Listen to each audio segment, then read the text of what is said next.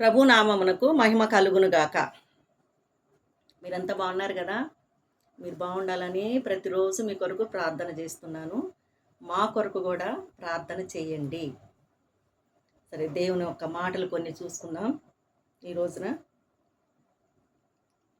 దేవుడు తప్ప మరి ఎవ్వరికి కలిగి ఉండని కొన్ని లక్షణాలు. ఒకటి, దేవుడు అనబడినవాడు సర్వశక్తిమంతుడై ఉండాలి. దేవుడు అనబడినవాడు సర్వజ్ఞుడై ఉండాలి.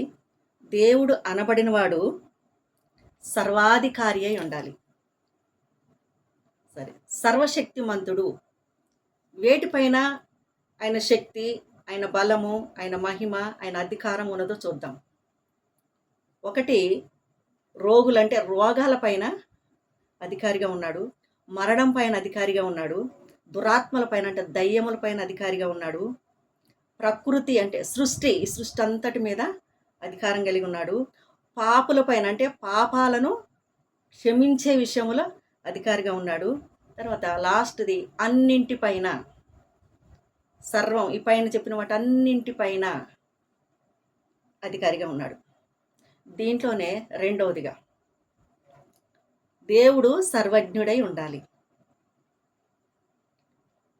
సర్వజ్ఞుడంటే జ్ఞా అంటే ఎరుగుట, ఎరిగినవాడు. విజ్ఞుడు అంటే తెలిసి ఉండుట, సర్వము తెలిసి ఉండాలి. ఎవరిని గురించి తెలిసి ఉండాలంటే ఒక వ్యక్తి యొక్క విషయాలు తెలిసి ఉండాలి.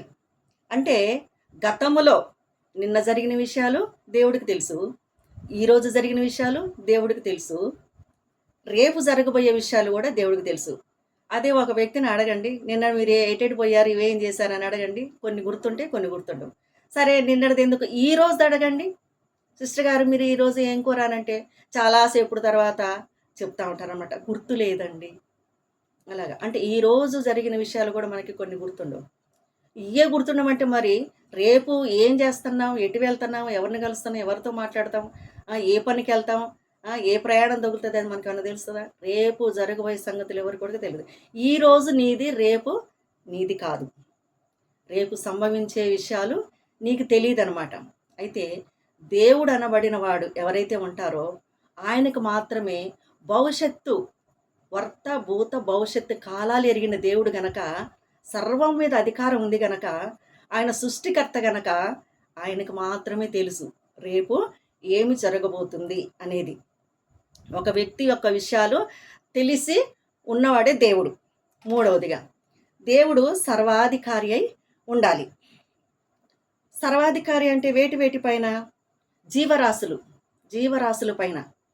చూడండి, ప్రభు కొరకు మరి ఎవ్వరు ఎక్కని గాడిదని, ఆ గాడిద పిల్లని ఇప్పుకొని రండి అని శిష్యుల్ని పంపిస్తే, మరి ఇది మాకు ఇస్తారో లేదో, ఎవరన్నా ఆటంకం చేస్తారో ఏమంటే, ఇది ప్రభువుకి కావాలను అని చెప్పండి అంటాడు. అక్కడికి వెళ్ళగానే ఆ గాడిదను విప్పుతుంటే అడిగితే ఇది ప్రభువు కావాలి. వెంటనే వారు మారు కూడా మాట్లాడలేదనమాట. ఏం మాట్లాడకుండా దాన్ని తీసుకెళ్ళారు. అలాగా అంటే గాడిద పైన ఆయనకి మరి సర్వాధికారి అయి ఉన్నాడు గాడిద పైన. ఇంకా కోళ్ళు చూడండి, ఇదే పేతురుగా తెలుసుగా మనందరికీ. ఆ పేతురు గారు యేసు ఎవరో నాకు తెలియదని 3 సార్లు కూడా అబద్ధం ఆడినప్పుడు ఆ కోడికి ఆజ్ఞాపించినప్పుడు, కోడి కుయ్యక ముందే నువ్వు పేతురు, నేనెవరో నీకు తెలియదు అన్నట్టుగా నువ్వు మాట్లాడతావని పేతురుతో అంటాడనమాట యేసు ప్రభువారు. అయితే నీ కొరకు నా ప్రాణానైనా ఇస్తానన్న ఈ పేతురే యేసు ఎవరో తెలియదు అంటే, ఈయన 3 సార్లు అబద్ధం ఆడేంత వరకు కూడా అక్కడ కోడి కుయ్యలేదు.